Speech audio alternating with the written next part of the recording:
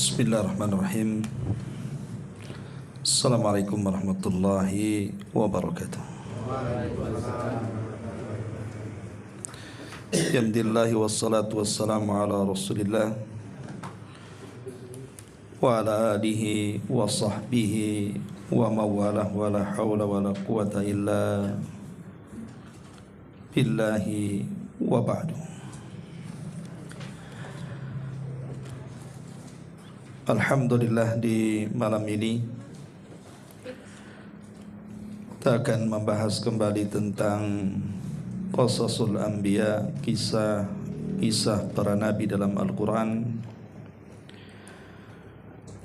Dan malam ini kita akan mengkisahkan satu kisah yang disebutkan dalam surah Al-Imran ayat 20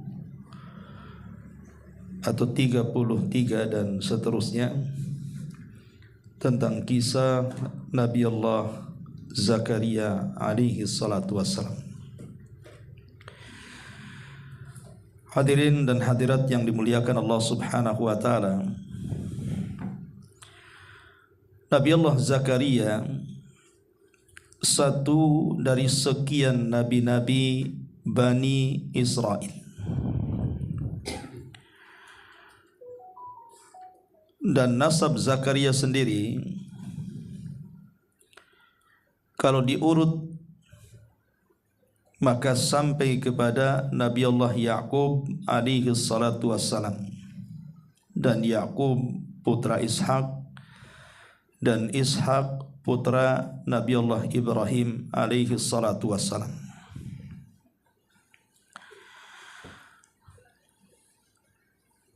Tetapi Al-Hafidh Ibnu Asakir dalam kitabnya Tarikh Ad-Dimashqi bahwa Nabi Allah Zakaria ini, beliau adalah anak cucu daripada Nabi Allah Sulaiman ibn Daud alaihi wassalam.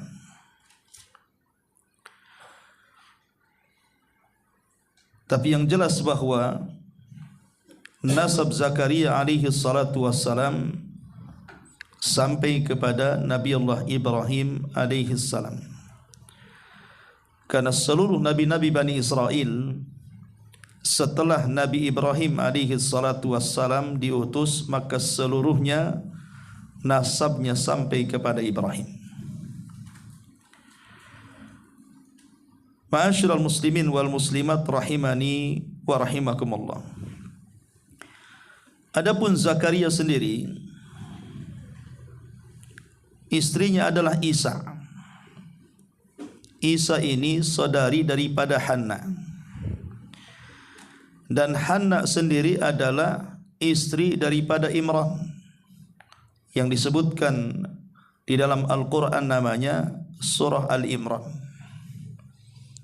Jadi Al-Imran dengan Zakaria itu dua-duanya adalah imam di Masjid Al-Aqsa. Keduanya adalah tokoh di Baitul Maqdis.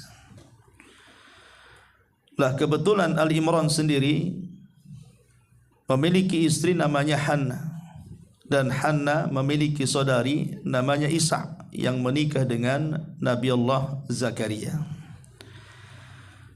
Makanya nanti hubungannya ketika Hanna melahirkan Maryam, kemudian Maryam melahirkan Isa bin Maryam, maka ada hubungan kekerabatan antara Isa bin Maryam dengan Nabi Allah Yahya putra Zakaria. Karena tiga nabi ini hidup dalam satu zaman. Zakaria, putranya Yahya, dan juga cucu daripada Al-Imran, Isa ibnu Maryam alaihimussalam. Ma'asyiral muslimin wal muslimat rahimani wa rahimakumullah. Kisah Nabi Allah Zakaria ini tidak lepas daripada kisah Al-Imran. Makanya kisahnya disebutkan dalam beberapa ayat dalam surah Al-Imran dan dikait-kaitkan dengan keluarga Imran. Baik, kita akan baca ayat-ayatnya tentang kisah Nabi Allah Zakaria. Di dalam surah Al-Imran ayat 33, Allah Subhanahu wa taala berfirman, Inna Allah astafa Adam wa Nuhan wa ala Ibrahim wa ala Imran 'alal alamin. Sesungguhnya Allah Subhanahu wa taala telah memilih Adam, memilih Nuh, keluarga Ibrahim dan keluarga Imran di atas seluruh alam pada zamannya. Kenapa hanya 4 orang ini saja yang menjadikan pilihan oleh Allah Subhanahu wa taala sementara para nabi banyak? Adapun Adam alaihi salatu wasalam menjadi nabi pilihan karena dia adalah bapa bagi seluruh manusia. Adapun Nuh alaihi salatu wasalam menjadi pilihan karena dia awal dari seluruh para rasul. Adapun keluarga Ibrahim karena darinya lahir para nabi dan rasul. Adapun keluarga Imran karena melahirkan turunan yang merupakan akhir dari seluruh nabi Bani Israel, Isa ibnu Maryam, dan Maryam putri daripada Imran, Imam Baitul Maqdis.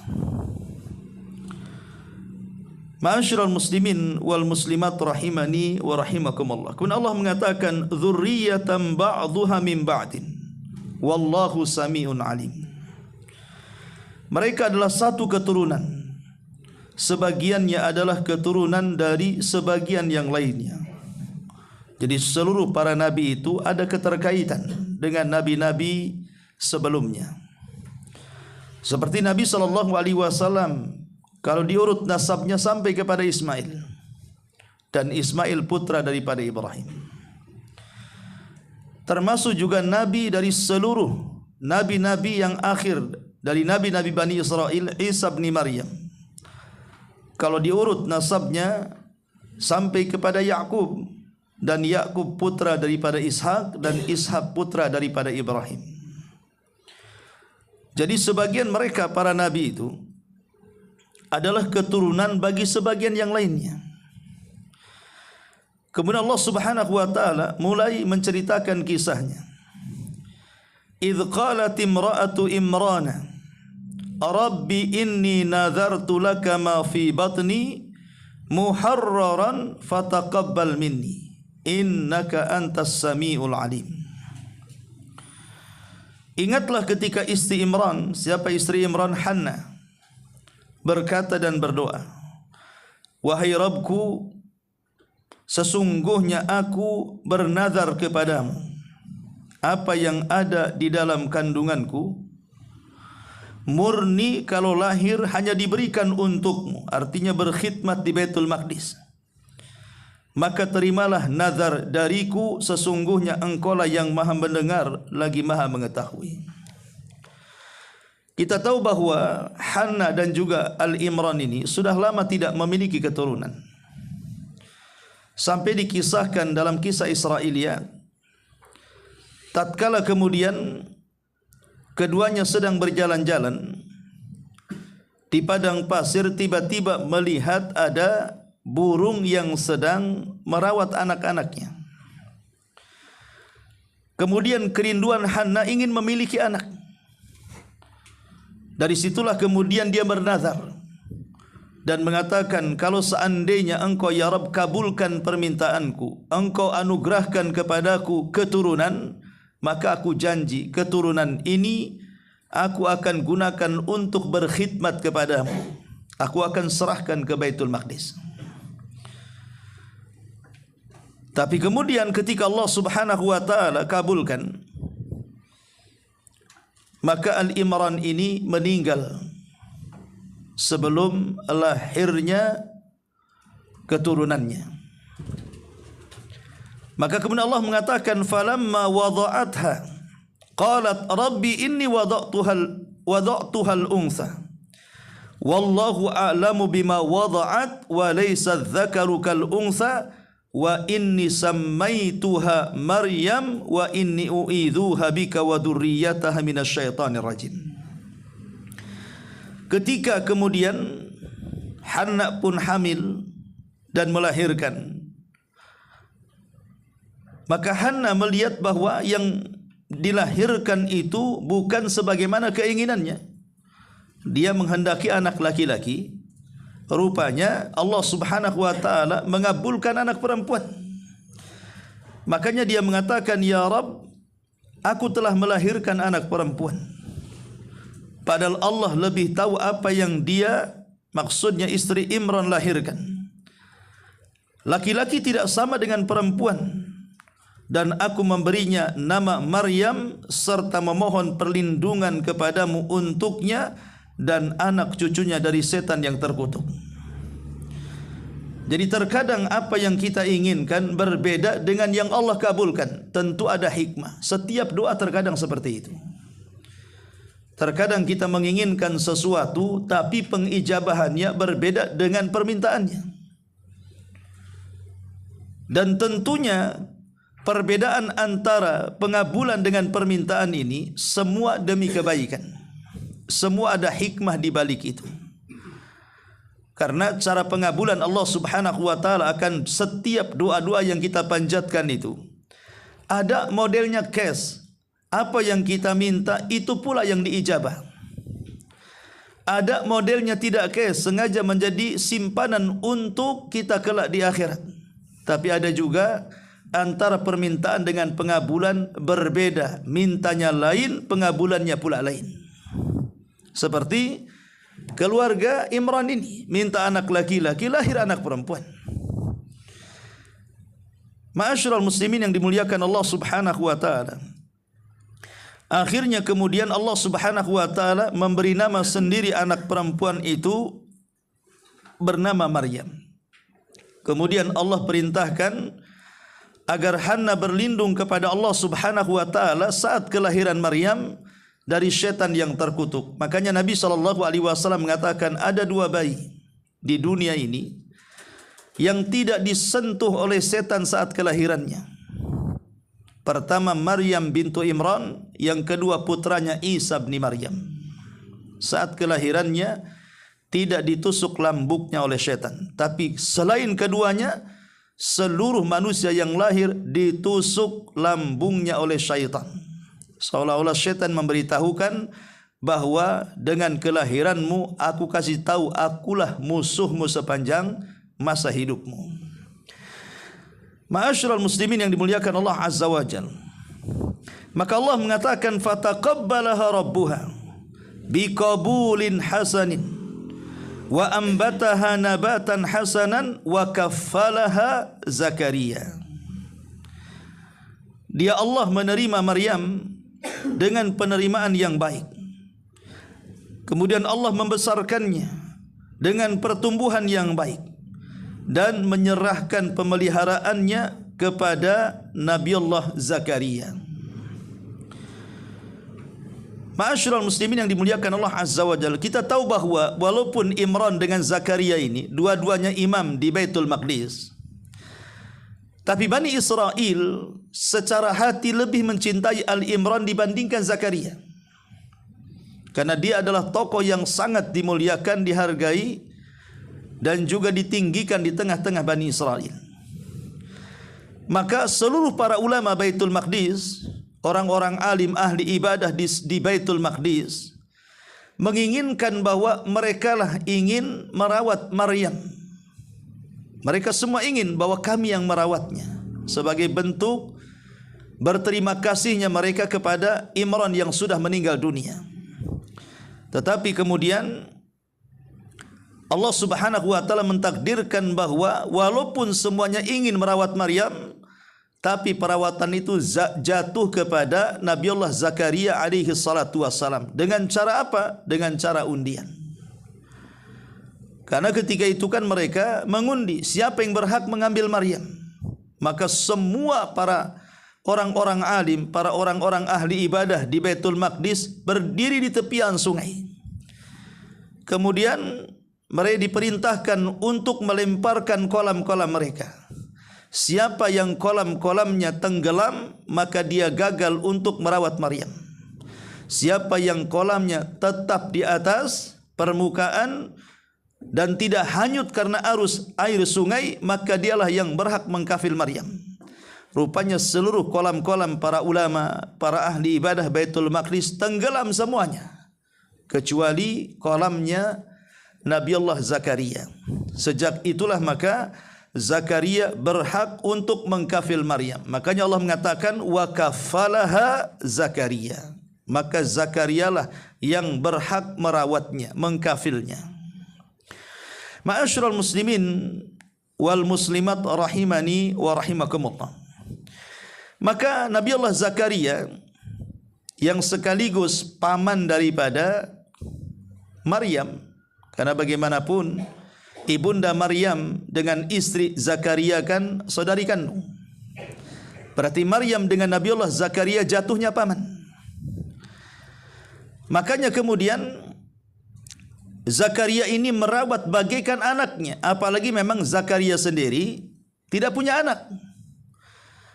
Dan juga Isa istrinya juga mandul. Sampai tua, ada yang mengatakan sampai usia 100 tahun, istrinya 9 tahun, belum punya anak. Walaupun akhirnya mereka pun punya anak. Tapi saat mereka mengkafil Maryam, mereka tidak punya anak. Sehingga mereka bahagia. Seolah-olah ada anak angkat di tengah-tengah mereka. Maka Zakaria pun berusaha merawat Maryam sebaik-baiknya dan dia tidak pernah keluar dari mihrabnya. Apa yang dilakukan Maryam dan diajarkan Zakaria kepada Maryam hanya untuk beribadah kepada Allah sesuai dengan nazar ibundanya, berkhidmat di Baitul Maqdis. Sehingga Maryam tidak pernah keluar dari mihrabnya, hanya beribadah saja di dalam mihrab itu. Ya Maryam uqnuti wasjudi li rabbiki. Wahai Maryam, beribadahlah, rukulah, sujudlah dan dekatkan dirimu kepada Allah Subhanahu wa taala. Lah disinilah terjadi keajaiban. Karena siapapun yang dekat dengan Allah Subhanahu wa taala, pasti Allah akan memberikan keajaiban dalam hidupnya. Di sini Allah Subhanahu wa taala mengatakan kullama dakhala 'alaiha Zakaria al-mihrab wajada indaha rizqa. Setiap kali Zakaria masuk ke mihrabnya Maryam. Jadi setiap kali Zakaria masuk ke mihrabnya Maryam, maka Zakaria mendapatkan dalam mihrab itu makanan di sisi Maryam. Tentu karena Zakaria ini ayah angkat Maryam, dia takut kalau seandainya ada seseorang yang hendak menggoda Maryam dengan mengirimkan makanan-makanan. Entah dia laki-laki atau mengambil hati Maryam dengan cara setiap hari mengirimkan makanan. Sehingga wajar kemudian Zakaria bertanya selaku ayah angkatnya kan, dan mengatakan kepada Maryam ini, qala ya Maryam, anna laki hadha? Dari mana makanan ini? Apalagi makanan ini dikisahkan oleh beberapa ahli tafsir, makanannya aneh. Anehnya maksudnya bukan tidak dikenal, tapi makanan di musim dingin ada pula di musim panas. Makanan yang harusnya tumbuh di musim panas ada pula di musim dingin. Dengan kata lain, belum waktunya musim sudah ada. Sehingga makin aneh di sini. Makanya wajar kalau Zakaria bertanya, ya Maryam, anna laki hadha? Dari mana makanan ini? Ya, tentu kekhawatiran seorang bapa juga, takutnya ada laki-laki yang menggoda Maryam dengan mengirimkan banyak makanan. Maka Maryam alaihi salatu wassalam menjelaskan soal makanan itu. Apa kata Maryam? Qalat huwa min indillah, innallaha yarzuqu man yasha bighairi hisab. Maryam pun menjawab pertanyaan Nabi Allah Zakaria untuk menghilangkan keraguan-raguannya. Maka Maryam mengatakan, sesungguhnya makanan ini semuanya datang dari Allah Subhanahu wa taala. Karena makanan ini tiba-tiba sudah ada, setiap hari ada, setiap habis ada makanan, setiap habis ada makanan. Maka Maryam mengatakan ini semua datang dari Allah Subhanahu wa taala. dan sesungguhnya Allah memberikan rizki kepada siapa yang ia kehendaki tanpa ada perhitungan. Dan ini kata para ulama bagian daripada karamah Maryam bintu Imran, karamah yang diberikan kepada wali-wali Allah Subhanahu wa ta'ala. Walaupun Al-Imam Ibn Hazm dia berpendapat lain bahawa ini mukjizat Maryam, dan Maryam ini salah satu nabi dari kalangan wanita. Tetapi pendapat ini dibantah oleh para ulama. Tidak ada nabi dari kalangan wanita, semua nabi laki-laki. Tidak ada nabi dari kalangan wanita, semua nabi kalangan laki-laki.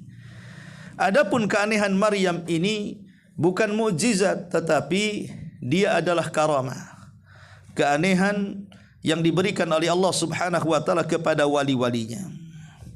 Ma'asyiral muslimin wal muslimat rahimani wa rahimakumullah.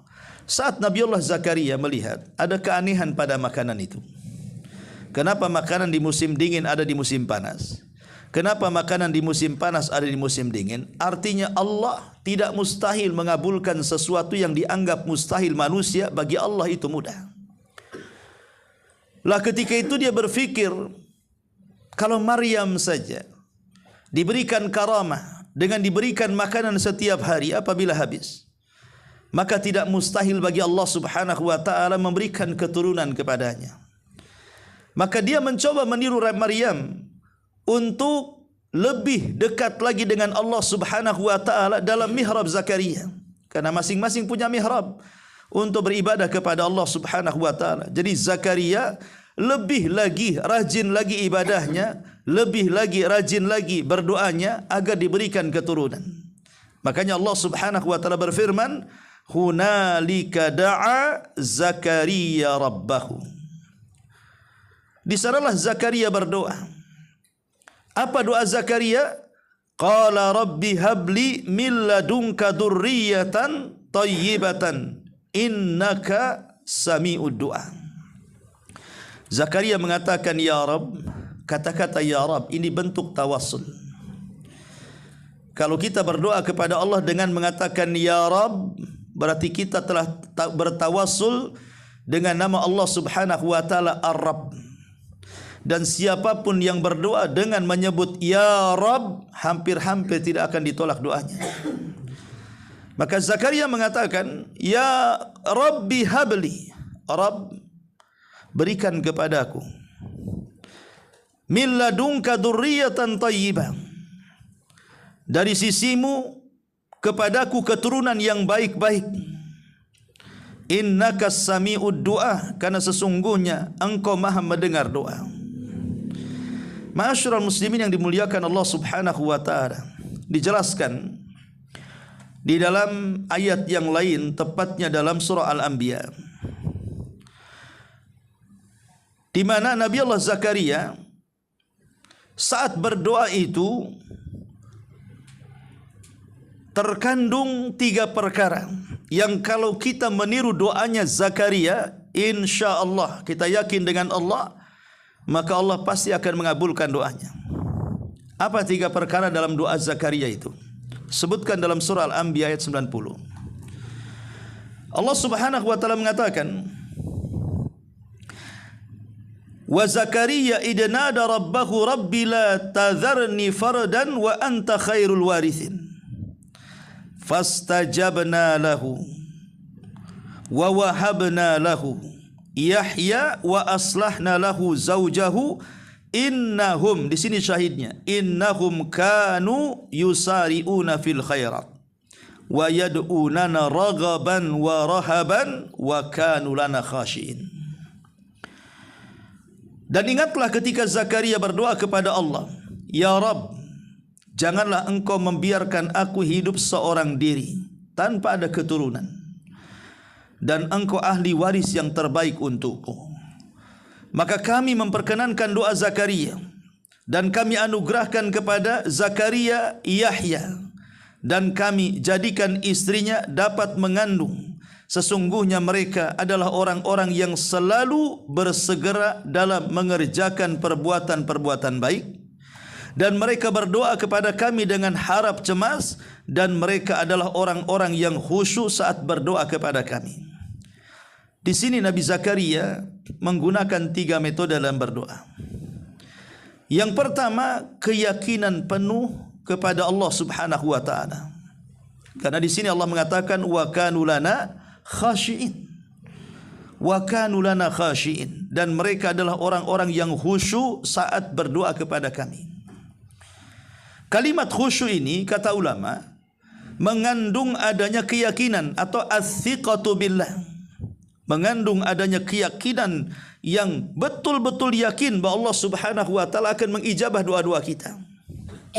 Karena kita dilarang saat berdoa itu menggunakan lafaz main-main dan penuh dengan keraguan. Seperti Rasul melarang, jangan mengatakan Allahumma gfirli in syi'ta.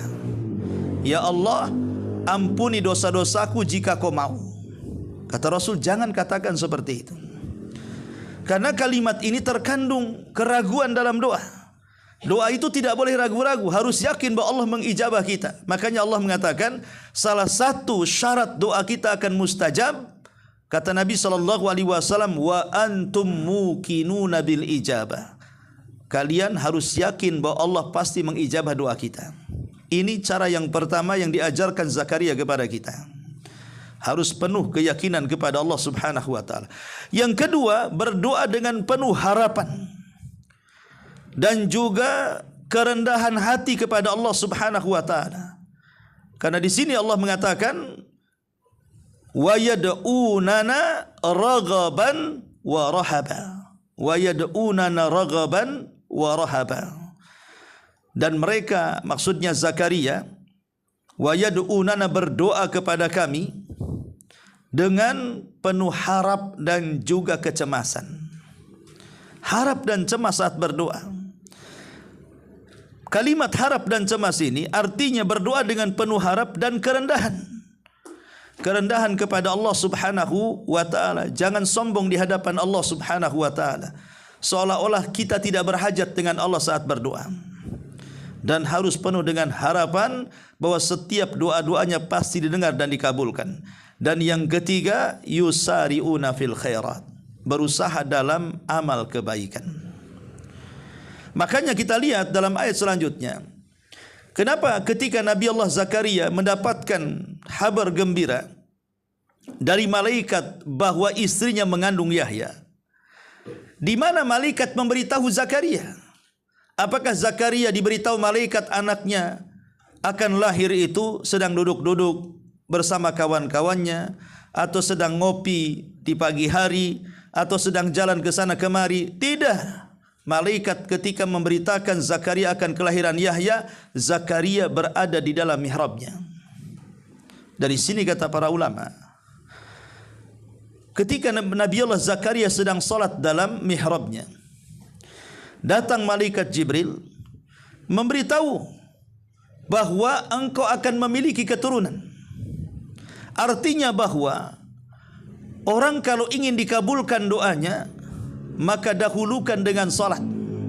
Siapapun yang banyak melakukan salat, yang wajib ataupun yang sunnah, maka dia orang yang paling dekat dengan ijabah doa-doa dari Allah Subhanahu wa taala.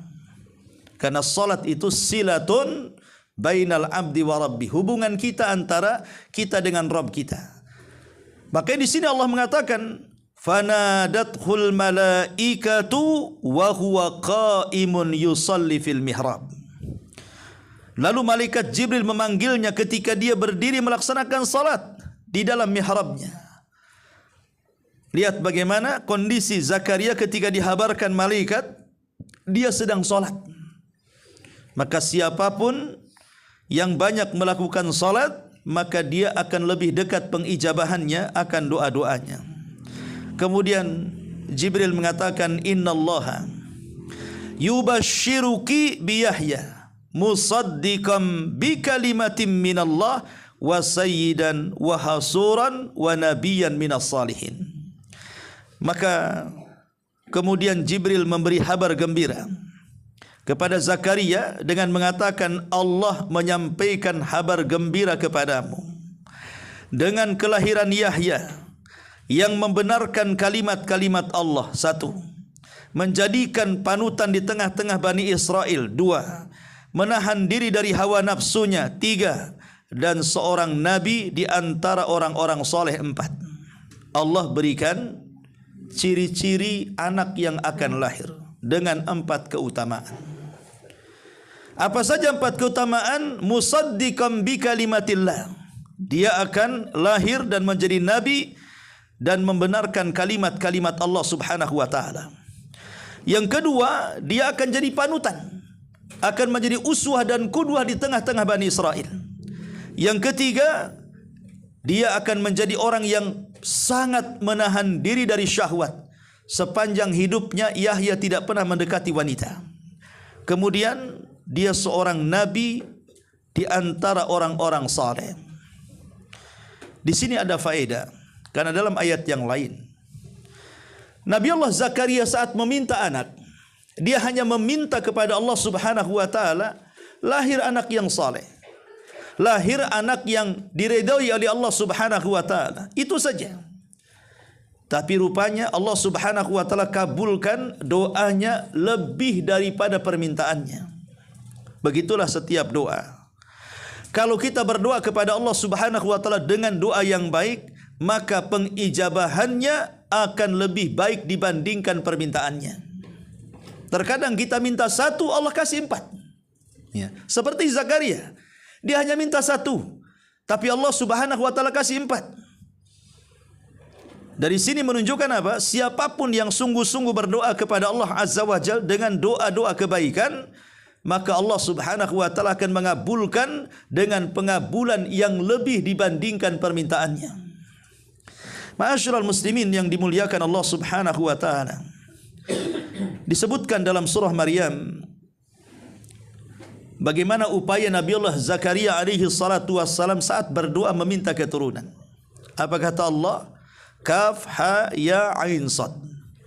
Dzikru rahmati rabbika 'abdahu Zakaria idh nada rabbahu nidaan khafiyya. Allah mengatakan kaf ha ya ain sad. Yang dibacakan ini adalah penjelasan tentang rahmat Rabbmu kepada hamba Allah Zakaria, yaitu ketika dia berdoa kepada Rabbnya dengan suara yang lirih. Apa maknanya suara yang lirih? Karena Nabi Allah Zakaria ini sudah tua. Bahkan dia jelaskan sendiri bagaimana dia sudah tua, sudah renta, sudah beruban, perempuannya juga mandul. Kalau seandainya doanya diketahui manusia, tentu akan ditertawakan. Kalau seandainya Zakaria berdoa terang-terangan, kemudian didengar oleh Bani Israel, terutama orang-orang Yahudi Bani Israel, tentu mereka akan mengejek Zakaria. Mungkin mereka akan mengatakan, alah kau sudah tua, sudah renta, sudah kakek, sudah nenek, kok mau minta yang aneh-aneh, kan begitu. Makanya di sini Nabi Allah Zakaria saat berdoa, dia senantiasa dengan lirih bagaimana caranya orang tidak tahu dengan doanya. Karena yang dimintanya itu menurut pandangan manusia sesuatu yang besar, sesuatu yang mustahil. Tapi Nabi Allah Zakaria sangat yakin permintaan yang besar kalau dimohonkan kepada Rabb yang sangat besar, maka permintaan besar itu kecil di hadapan Rabb yang maha besar itu. Makanya Zakaria mengatakan, qala rabbi inni wahanul azmi minni washta'ala ra'su syaiba walam akun bidu'aika rabbi syakiya wa inni khiftul mawaliya min wara'i wa kanat imra'ati akiran fahabli min ladunka waliya yarithuni wa yarithu min ali Ya'qub waj'alhu rabbi radiya. Apa kata Zakaria? Wahai Rabbku, sesungguhnya tulangku telah lemah.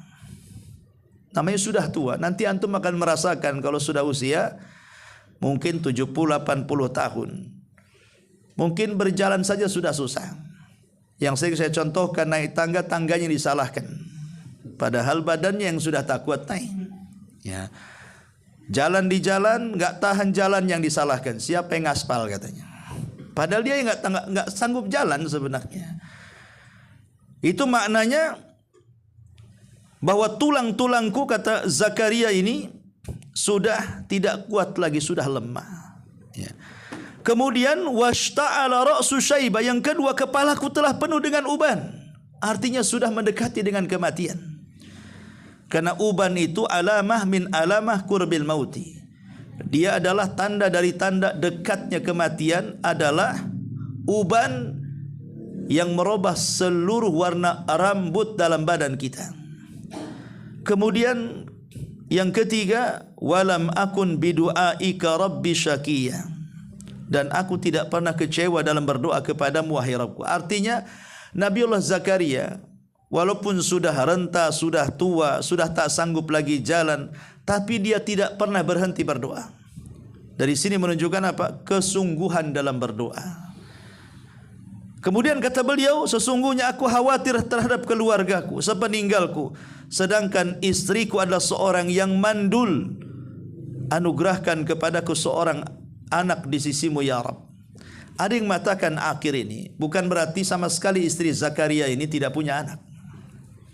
Sama sekali sejak dia menikah sampai dikaruniakan Yahya itu, baru itulah anak pertamanya. Tidak. Ada yang mengatakan bahwa sebenarnya istri Zakaria ini pernah hamil, tapi selalu keguguran.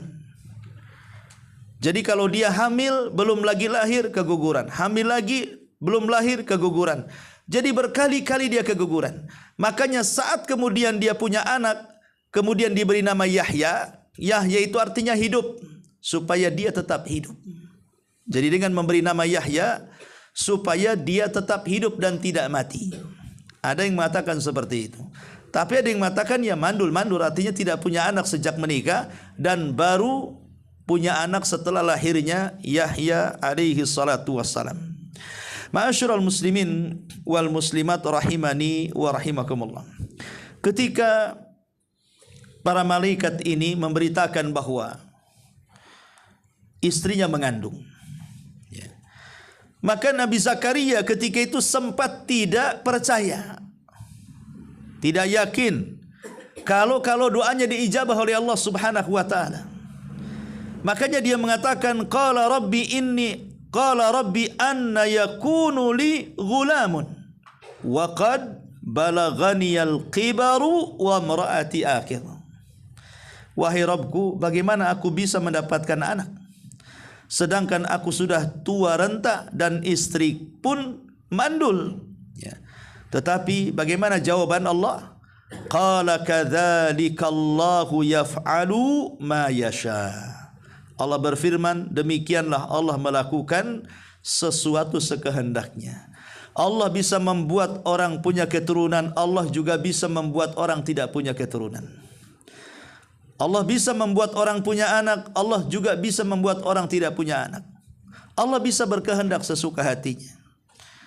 Bagi Allah Subhanahu wa taala itu mudah. Tinggal kun fayakun. Idza arada syai'an an yaqula lahu kun fayakun. Maka saking senangnya Nabi Allah Zakaria, karena di zaman itu kan tidak ada alat deteksi seperti di zaman sekarang. Kalau sekarang ini istri hamil sebulan kemudian muntah-muntah, kemudian gak enak makan, maunya yang asam-asam, mungkin kita katakan mungkin sedang hamil. Ayo kita ke bidan, kita cek dan begitu seterusnya. Dan kehamilannya langsung diketahui. Tapi kan di zaman Zakaria, zaman jadul dulu, macam mana ada alat-alat? Sehingga Nabi Allah Zakaria ingin meminta kepada Allah tentang alamat. Kalau memang istrinya mengandung, apa alamatnya? Ciri-cirinya apa? Karena di zaman itu tidak secanggih zaman sekarang, ada alat-alat yang bisa mendeteksi kehamilan walaupun hanya usia 1 bulan kan gitu. Dan Nabi Zakaria tidak mau ditunda-tunda, tidak mau alamat itu datang setelah kehamilannya sebulan, 2 bulan, 3 bulan, enggak. Dia minta ketika istrinya hamil, disitulah dia minta alamatnya.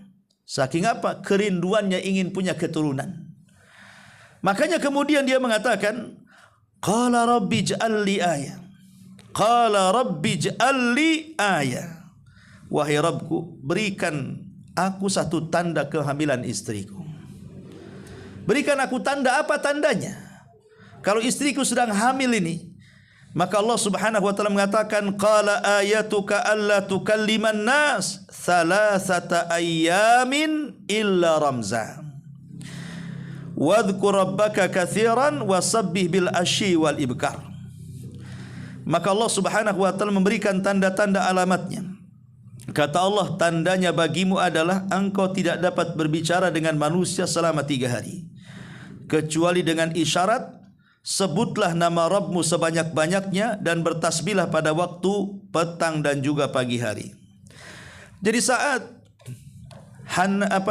Isa istrinya belum hamil, Zakaria keluar rumah, biasa bicara dengan orang, ngobrol dengan orang, berdakwah kepada orang dan begitu seterusnya. Hari kedua juga begitu, hari ketiga, pas ketika di hari istrinya betul-betul hamil, ketika dia keluar kemudian hendak berbicara, langsung tidak bisa bicara. Tidak bisa bicara. Tetapi kalau dia bertasbih, bertahmid, bertakbir, bunyi itu. Tapi kalau ngomong tidak bisa. Tapi kalau dia bertasbih, subhanallah, alhamdulillah, Allahu akbar, keluar suaranya. Tapi kalau seandainya dia hendak memberitahu atau hendak ngobrol perkara-perkara yang lain, tiba-tiba menjadi bisu, tidak bisa bicara. Berarti ini tanda bahwa istrinya sedang hamil. Ya, itulah tanda-tandanya. Maka Nabi Allah Zakaria ketika betul-betul istrinya, dia tidak bisa sama sekali bergerak lisannya, kecuali hanya bertasbih, hanya bertakbir, bertahmid dan begitu seterusnya. Makanya kemudian disebutkan dalam surah Maryam, ketika Nabi Allah Zakaria minta tanda-tandanya, qala rabbi ij'al li ayah, qala ayatuka alla tukallimanna salasata layalin sawiya fa kharaja ala qaumihi minal mihrab fa auha ilaihim an sabbihu bukratan wa ashiya. Zakaria berkata, wahai Rabbku, berilah aku satu tanda kelahiran atau kehamilan istriku. Maka Allah berfirman, tandanya bagimu adalah engkau tidak dapat bercakap-cakap dengan manusia selama 3 hari 3 malam, padahal engkau orang sehat, bukan bisu. Ya. Lalu Zakaria keluar dari mihrabnya menuju kaumnya, lalu dia memberi isyarat kepada mereka agar bertasbih kepada Allah di waktu pagi dan juga waktu petang. Artinya tidak bisa bicara kecuali hanya isyarat-isyarat tasbih dengan suaranya. Ma'asyiral muslimin yang dimuliakan Allah Subhanahu wa taala, saat Allah kemudian anugerahkan kepada Nabi Allah Zakaria putranya namanya Yahya, dan ingat di zaman itu tidak ada nama Yahya kecuali putra Zakaria. Kalau sekarang banyaklah namanya Pak Yahya, ya. Kalau di zaman dulu tidak ada orang namanya Yahya kecuali putra Zakaria, ya. Nabi Allah Yahya ini dianugerahi sifat-sifat yang baik dari Allah Subhanahu wa taala. Makanya kemudian Allah Subhanahu wa taala mengatakan dalam surah Maryam, ya Yahya khudil kitaba biquwwah wa atainahul hukma sabiyya. Wahai Yahya, ambillah, pelajarilah kitab Taurat ini dengan sungguh-sungguh. Kami menganugerahkan hikmah kepadamu, di mana hikmah itu akan ditanam oleh Allah kepada Yahya ini sejak kecil. Karena Yahya diangkat jadi nabi itu dari kecil. Dia sudah bisa menguasai Taurat. Berbeda dengan nabi-nabi yang lain, ada yang 40 tahun dan begitu seterusnya. Ya. Kemudian di antara sifat-sifatnya Allah mengatakan wa hananan min ladunna wa zakatan wa kana taqiyya wa barram biwalidayhi wa lam yakun jabbaran asiya. Kami anugerahkan kepada Yahya rasa kasih sayang, hananan. Kenapa diberikan rasa kasih sayang? Karena orang tuanya sudah tua. Orang tuanya sudah tua, kan dia lahir, Zakaria sudah 100 tahun, ibunya sudah 90 tahun, sementara baru lahir anaknya. Makanya Allah Subhanahu wa taala memberikan sifat hanan supaya dia sayang dengan orang tuanya yang sudah tua. Karena kasihan kalau seandainya orang yang sudah tua dibentak-bentak anaknya, kan begitu, cepat matilah kan. Makanya kemudian diberikan sifat hanan. Hanan, dia kasih sayang dari Allah Subhanahu wa taala. Wa zakatan, dan kami bersihkan dia dari dosa. Wa kana taqiyan wa barram biwalidayhi, dan dia pun adalah seorang yang bertakwa, orang yang berbakti kepada kedua orang tuanya. Di sini ada faedah. Ketika Allah Subhanahu wa taala menyebutkan kalimat takwa, kemudian setelahnya bicara tentang birrul walidain. Ulama mengatakan seseorang tidak mungkin mendapatkan tingkat ketakwaan kalau dia belum bisa berbuat baik kepada orang tua. Seseorang tidak mungkin bisa menjadi orang yang bertakwa kalau dia belum bisa berbuat baik kepada orang tua. Walaupun dia salat, zakat, puasa, haji, umrah, baca Quran, berzikir, sebutkan ibadah yang banyak. Sebutkan, walaupun infaknya segunung Uhud sekalipun berupa emas. Kalau dia menjadi anak yang durhaka kepada orang tua, maka selamanya dia bukan orang yang bertakwa. Karena di sini Allah Subhanahu wa taala menyebut kalimat birrul walidain setelah kalimat takwa. Wa kana taqiyan wa barram biwalidayhi. Dan dia pun dijadikan oleh Allah seorang yang bertakwa, orang yang senantiasa berbakti kepada kedua orang tua, walam yakun jabbaran asiya, dan dia bukan orang yang sombong lagi durhaka. Ma'asyiral muslimin wal muslimat rahimani wa rahimakumullah, dan dia pun berdoa kepada Allah Azza wa Jalla, wa salamun alaihi yauma wulida wa yauma yamutu wa yauma yub'atsu hayya. Kesejahteraan bagi Yahya pada hari dilahirkan, pada hari diwafatkan, dan pada hari dibangkitkan. Sudah saya jelaskan bahwa kita meminta kepada Allah Subhanahu wa taala seperti permintaan Yahya kepada Allah agar diselamatkan di 3 kondisi: saat dilahirkan, saat diwafatkan, dan saat dibangkitkan.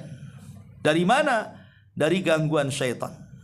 Saat dilahirkan agar kita dijauhkan dari syaitan.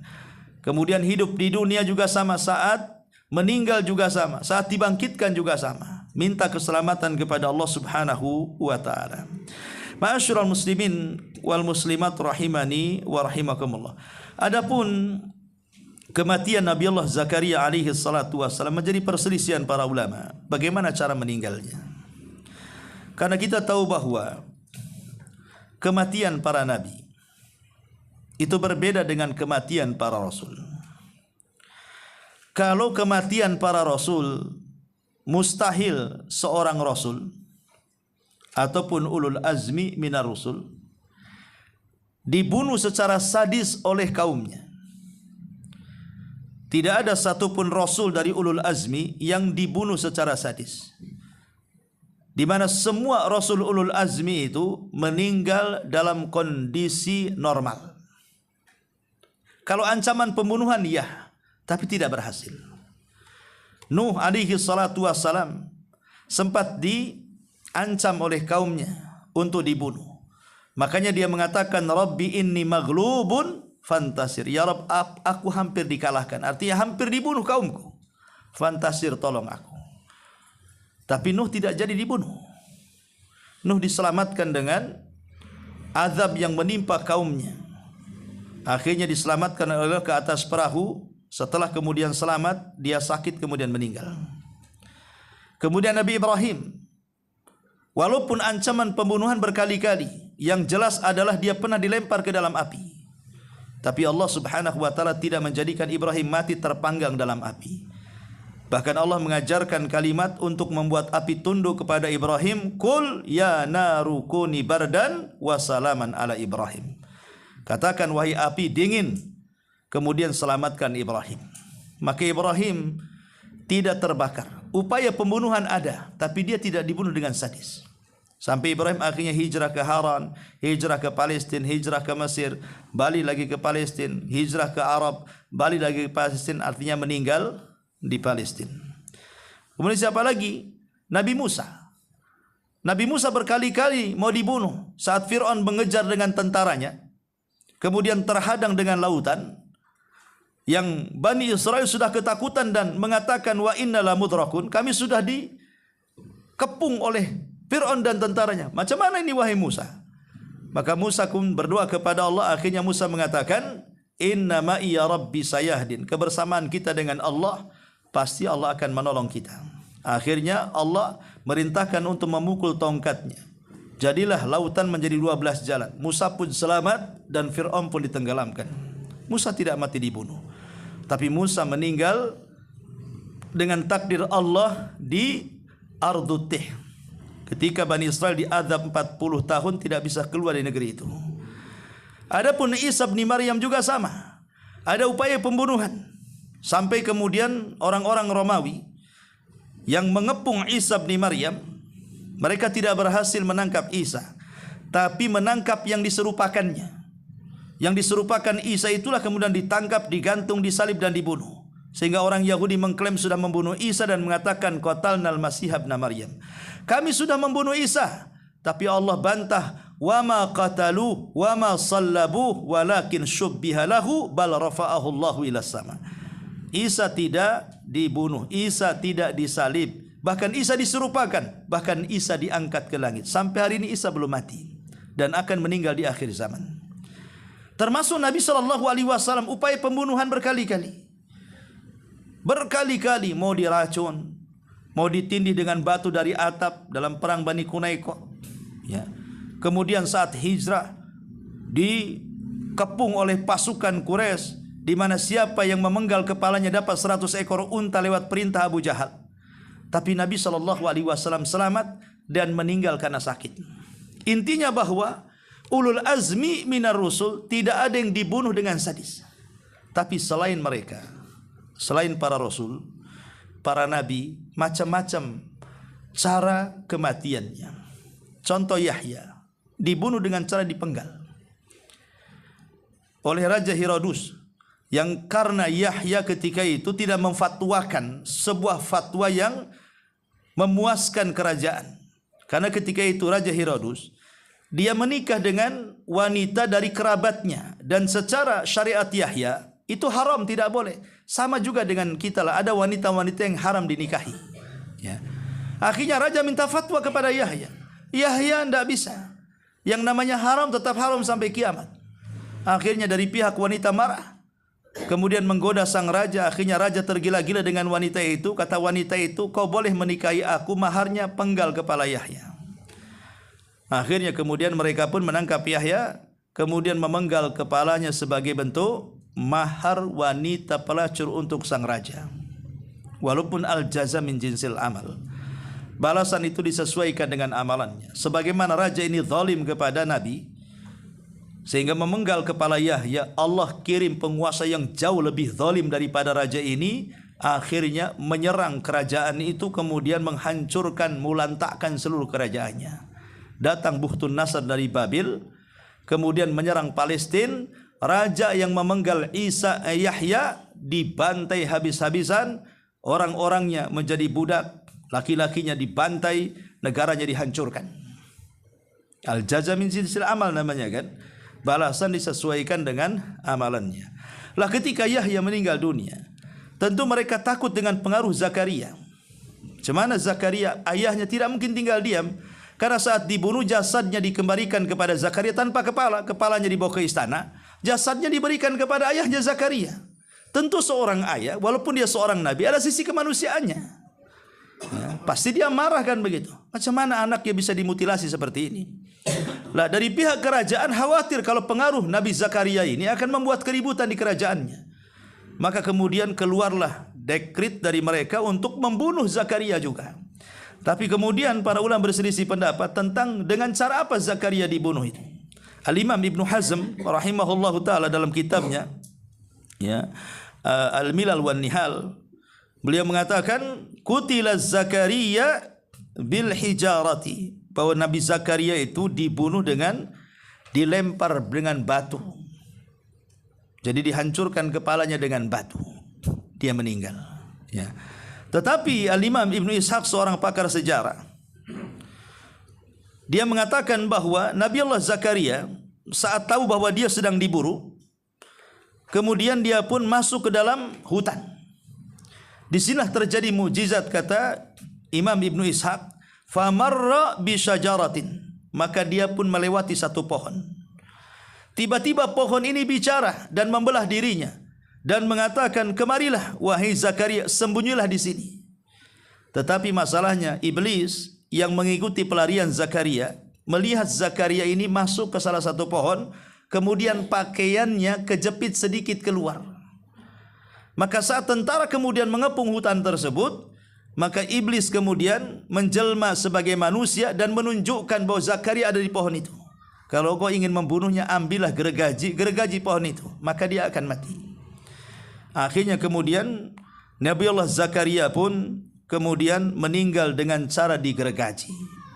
Ini menurut Al-Imam Ibnu Ishaq rahimahullahu ta'ala. Intinya dari kisah Nabiullah Zakaria ini ada beberapa faedah yang bisa kita petik. Pertama, al-iman biqada'illah. Kita harus beriman dengan keputusan Allah Subhanahu wa taala. Nabi Zakaria lama tidak punya keturunan, tapi dia pasrah. Dia masih yakin dengan putusan Allah Subhanahu wa taala bahwa Allah memberikan dalam kehidupannya kehidupan terbaik. Maka kita pun harus yakin dengan putusan Allah. Yang kedua, doa tidak mungkin dikabulkan kecuali al-akhdhu bil asbab, mencari sebab. Walaupun kita ini sudah khusyuk berdoa di masjid, maka kalau tidak mengambil sebab percuma doanya. Anak muda berdoa di masjid, ya Allah karuniakan anak yang saleh. Turun anak nggak mungkin kalau nggak kawin. Ya. Yang mengambil sebabnya kawin dulu, baru nanti punya anak kan itu. Masa aku berdoa ujung-ujung anaknya depan dia bayinya kan gitu. Ya nggak mungkin lah, akhdhu bil asbab, mencari sebab kan gitu ya. Kemudian yang ketiga, ahammiyatud doa. Pentingnya kita berdoa kepada Allah. Sayangnya tidak ada yang tahu nilai sebuah doa kecuali para nabi, orang-orang saleh dan para pengikut para nabi.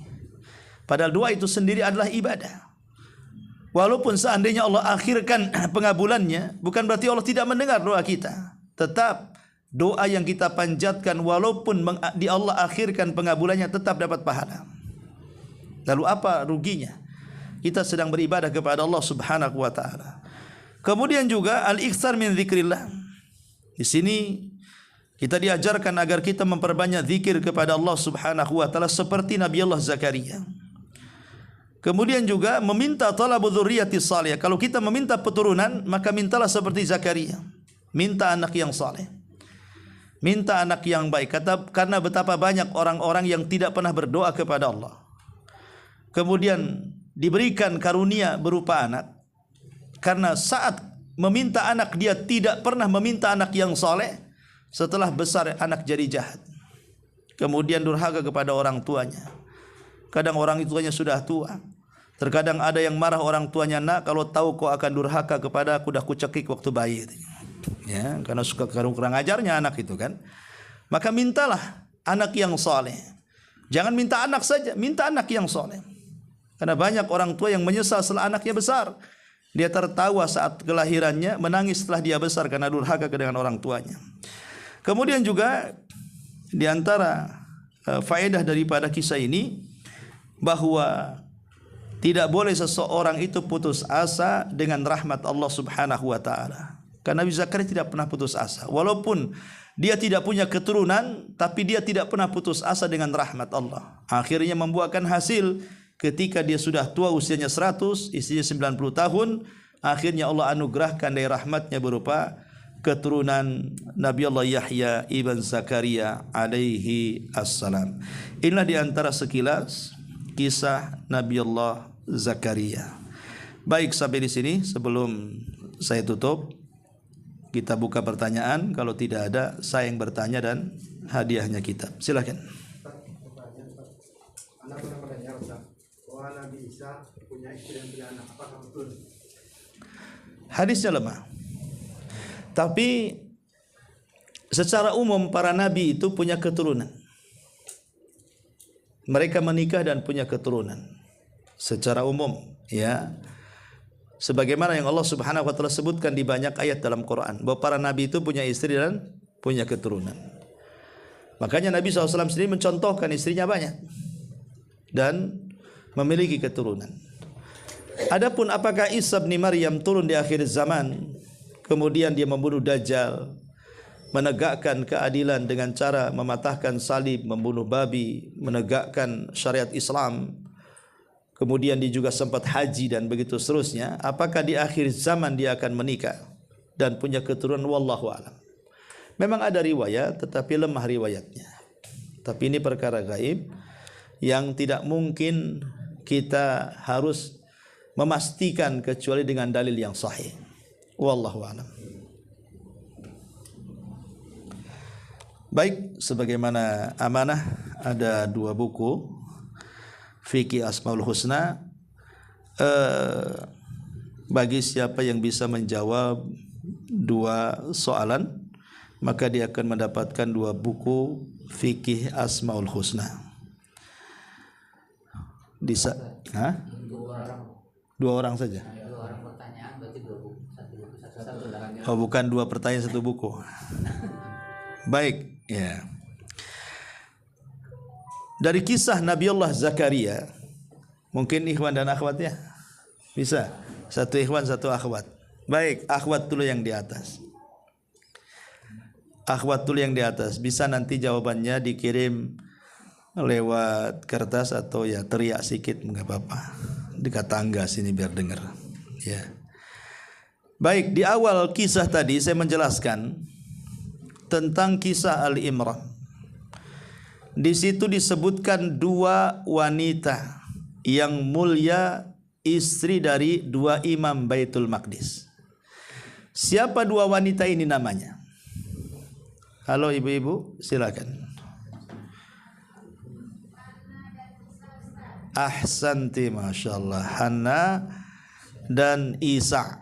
Ya, Hanna istri daripada Ali Imran dan Isa ya, pakai ain, adalah istri daripada Nabi Allah Zakaria alaihi salatu wassalam.